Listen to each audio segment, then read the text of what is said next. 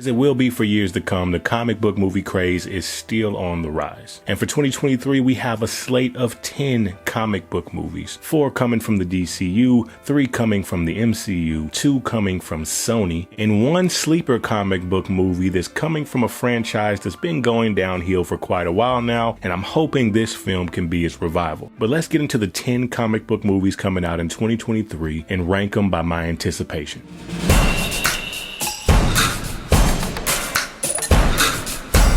Life has been wild. It's been crazy. I had a baby. Definitely feels good to be back in front of the camera, and hope you guys are excited to be here as well. But let's go ahead and start with that one that I have absolutely zero anticipation for. And that's the next entry in Sony's Spider-Man-less Spider-Man universe. Kraven the Hunter. After Venom 2, Let There Be Carnage, and then Morbius, and the fact that they ended up pushing this movie 9 months past its original due date, all signs point to this will be another low-tier Sony Marvel movie. They really want this Sinister Six thing to happen, obviously, but they're going about it in a really strange and weird way. Turning all of their villains into heroes by the end of the movie makes absolutely no sense if they eventually want these people to fight Spider-Man. If it's horrible, I expected it to be anyways, and if it ends up being good, then I'll be pleasantly surprised. But anyways, number 9. The Marvels. For my knowledge, this is going to be about Miss Marvel and Captain Marvel. I don't know much about Miss Marvel or Captain Marvel from the comics. I know in the comic book movie, a lot of people hate on the Captain Marvel film, but the fact of the matter is, most of the general audience enjoyed it. If I'm being quite frankly honest, I just don't think the character of Captain Marvel from the comics is very interesting at all. And Brie Larson was just kind of playing what she was given. And also, contrary to the outrage content creators, the Miss Marvel series on Disney Plus actually was pretty well received from critics and general audience as well. So I'm sure there will be a nice section of the fan base that will be excited to see this film. I will probably wait till it hits Disney Plus to watch it, but definitely gonna check this thing out. At number 8, we have Aquaman 2 and the Lost Kingdom. Now, I know it's low, but I still am excited to see this film. There's just a lot more movies that I'm more excited to see. I really did enjoy the first Aquaman. I thought it was really fun. Jason Momoa was born to play this version of the character. For me personally, I just wasn't as immersed into the world of Atlantis as I wanted to be. But keep in mind, I never saw this film in theaters. My first time watching it was on a regular old 32-inch TV. Maybe if I saw it in theaters, I would feel a little bit different, but that's just kind of where I'm at now. I think it's a good movie, really fun. I'm hoping this next one is just as good, if not better than the first. I know they had to cut She Who Shall Not Be Named out of most of the movie, so hopefully that doesn't make the pace of the film wonky. But anyways, for number 7, we got the sleeper, and that's Teenage Mutant Ninja Turtles, Mutant Mayhem. Now this one here is going to be made by Seth Rogen and his team, and I'm really interested to see what this movie is going to be. Since I was a little kid starting out back with the late 80s and early 90s TMNT movies that were just really fun and kind of felt like a strange 90s fever dream, I have a lot of love for those. I have a lot of love for the majority of the animated films and series from Nickelodeon, and even the reincarnated Michael Bay Ninja Turtles. I feel like a lot of people forget that TMNT comes from comic books, and I feel like they're one of the more underutilized comic book characters, at least from the ones that had a lot of fame from when I was younger. The dope thing about this film is not going to be a lot of pressure on it. There hasn't been much TMNT content come out over the years, and as far as the last couple movies were concerned, the only way to go is up. And in number 6, we have Blue Beetle. Now, I'm really excited to see this movie because for years I've been ready for DC to get into some of the more obscure characters from their comics. I love me some Batman. I am a Batman fan. The Batman. Michael Keaton.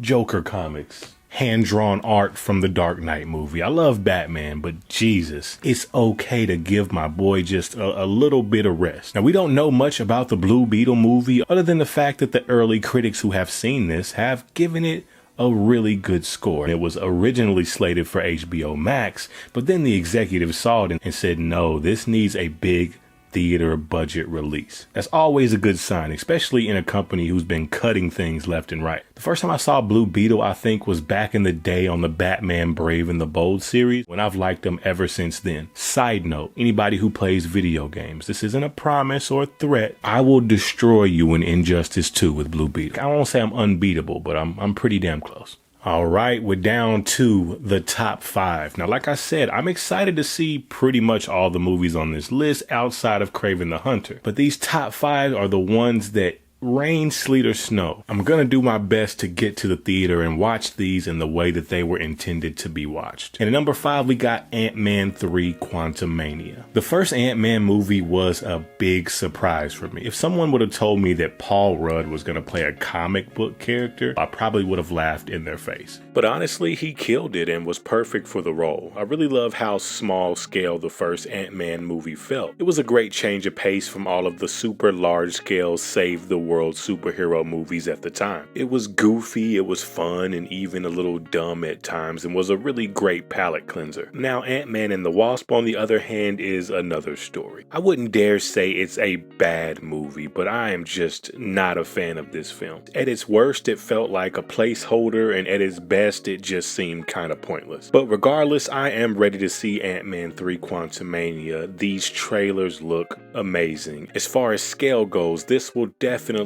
be the biggest Ant-Man movie we've gotten so far. It was kind of tough to place this one, but at number 4, we got Shazam 2, Fury of the Gods. Now, I know Shazam was extremely popular back in the day and even rivaled, and at some points throughout the years was selling more comic book issues than the Superman comics. But as far as the modern era goes, Shazam was not a very popular character. But when this film came out, it was a really nice breath of fresh air. It was a different tone than the other films. Coming from a person who really enjoyed Man of Steel, thought Batman vs Superman was, solid. It was okay. Loved Wonder Woman and those heavier DC films. It was still cool to get a movie that had weight but still had some moments of levity. It was a really fun watch. Definitely more comedic in tone than the others, but it makes sense with this type of character. He's a kid in an adult's body. At number 3, I gotta go Guardians of the Galaxy 3. I really enjoyed the first movie, thought it was extremely important for opening up the world of the MCU.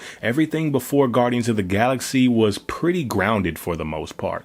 Even Thor, who's a literal Norse mythology god, was played pretty straight. Guardians of the Galaxy really leaned into that sci-fi element, and that was needed for that shift into things like Avengers Infinity War and Endgame and all of those more epic world building type MCU films. Second one wasn't as good. It was definitely a step down from the first one, but I still enjoyed it. As far as we know, this is going to be James Gunn's last hurrah in the MCU. And as far as we know, this is going to be the last time this group of the Guardians is going to be together. I'm super interested to see who's gonna last, because somebody from the Guardians is gonna die.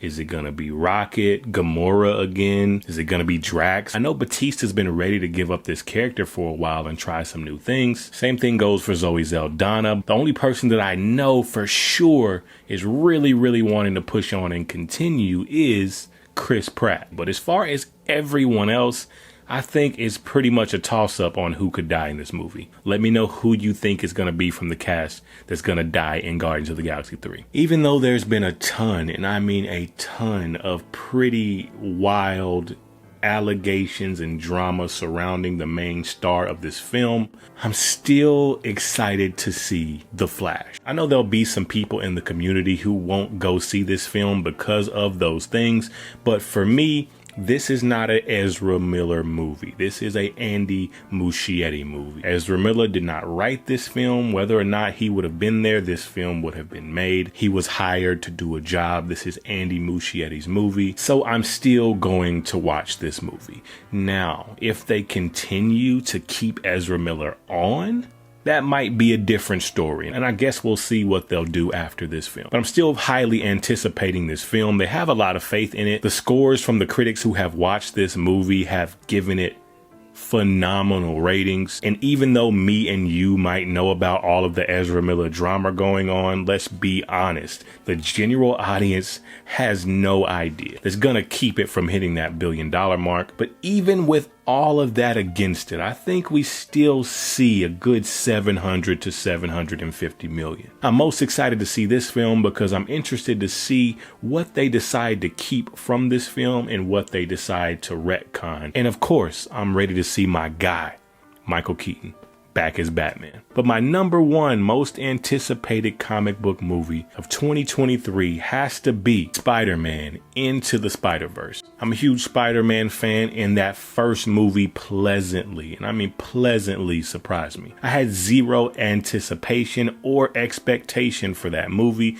because I was not a huge fan of the Miles Morales character beforehand. You couldn't help but love him as a character. I also liked Peter B. Parker and all the other iterations of Spider-Man in the film. I never thought I would see Spider-Ham or Spider-Man Noir on the big screen. That was really dope. I'm excited to see one of my favorite Spider-Man 2099 in this film. I'm interested to see how integral he is to the plot, if he is at all, and what they do with that character. I don't know if it's going to be better than the first one. That is a very, very, very high mark to pass. But as long as it's in the same ballpark, when it's all said and done, and when we get that third movie in the trilogy, we might be looking at this as one of the best comic book movie trilogies of all time. Wait a minute. Wait a minute. Before I throw that on it, I'm gonna watch the movie first. But super excited to see it, obviously. But I would love to know your ranking down low. Which comic book movies are you most anticipating in 2023?